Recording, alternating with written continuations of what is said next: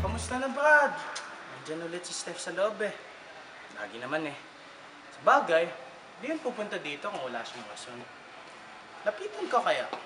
Mukhang umiiyak na naman yan eh. Sa atin lang to ha, pero nung umuwi sila sa probinsya, nag-iba siya. Hindi na yan bumibili sa akin ng candy, hindi yan nagkwekwentuhan sa akin, o kahit man hindi yan nag-hello. Bakit kaya? Ano kaya nangyari? Matagal na ako nandito sa simbahan araw-araw. Lagi ko itong pinupuntahan. Masyadong matagal na para sa iba. Pero ngayon lang ako nakakakita ng ganitong kalungkutan sa isang tao. Sandali, may kasamang bata yan lagi si Steph. Ah, si Sam pala yun. Yung bata niyang, yung lalaki niyang kapatid. Nasaan na kaya yun? Hindi ko pa yan nakikita pagkatapos isugod sa ospital. Ako pa nga tumawag ng polis para tulungan sila eh. Oh, ayan na si Steph. Kausapin ko lang ng saglit ha. Mukhang kailangan niya ng moral support. Papaalala ko na naroon lang ang Diyos. Kaya naman ako nandito araw-araw eh. Dati, wala akong makain-kain. Payat-payat ko. Halos mamamatay na ako sa gutom at ihaw. Pero tingnan mo ngayon, taba-taba ko na. Oh, sige Brad, mauna na ako. Kasapin lang si Steph.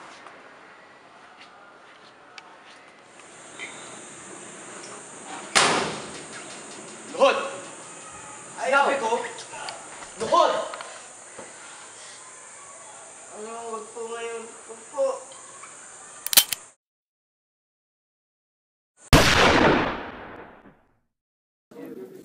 Drew!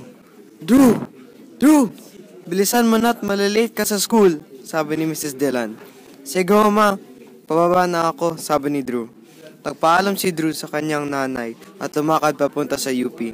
Kinuha niya ang kanyang earphones at sinaksak sa kanyang iPhone. Inilagay niya ang earphones sa kanyang tenga at naglakad. Habang lumalakad siya, nakita niya na may isang lalaking sumusunod sa kanya.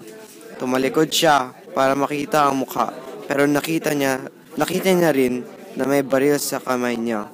Sa takot, naglakad ng mabilis si Drew.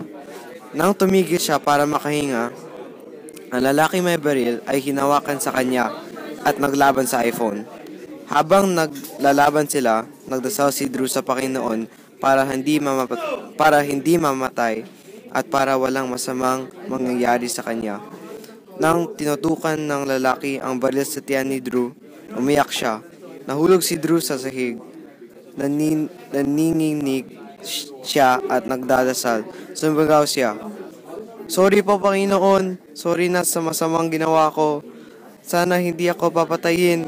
At nang pinutok ng lalaki ang baril kay Drew, nagising siya.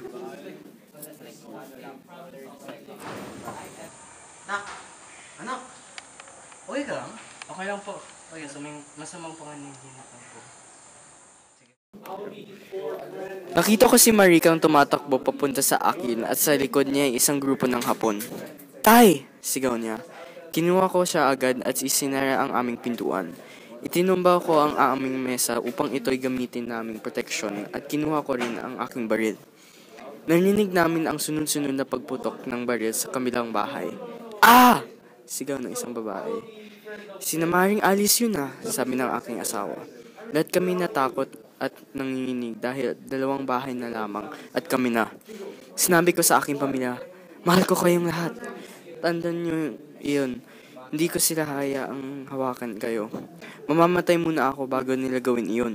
Ninadako ang aking sarili at tinignan ang aking baril. Sabay tingin sa aking pamilya. Sabi ko sa aking sarili, paano kung hindi ko magagawang protektahan ng aking pamilya? Kung ako'y namatay, magdurusa sila. Ilang linggo na ang nakalipas. Paano kung tinigil ko na lamang ang kanilang takot at pagdurusa pati na rin sa akin? Tinignan ko sila muli at nakita kong tinititigan ako ni Marika nang parang alam niya kung ano ang aking iniisip. Hinawakan niya ang aking kamay na may baril at sinabi, "Tay, wag po. Mas gugustuhin naming magdusa na alam naming may pag-asa pang gumanda ang lahat kaysa sa tapusin na ang aming takot ngayon rin." Ako'y napangiti ng sandali at sinabing, "Tara anak, tayo magdasal." Narinig namin silang papalipit sa aming bahay nang may biglang sunod-sunod na pagputok ng baril. Narinig namin ang anim na pagsigaw at pagsak ng mga katawan sa labas ng aming pintuan. Bumukas ang aming pintuan at nakita ko ang isang anino at sinabi nito, "Are you guys okay?" Tay! Look! Bilis! Ito! Ba! Ano ba nangyari? Tay! Shhh! Ating na sila!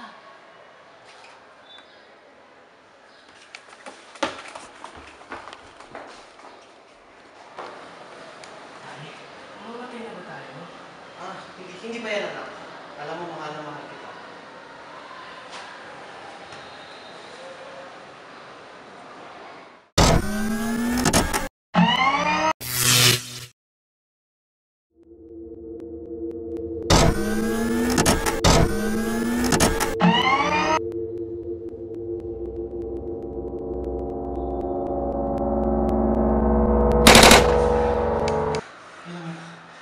Hello? Is anyone there?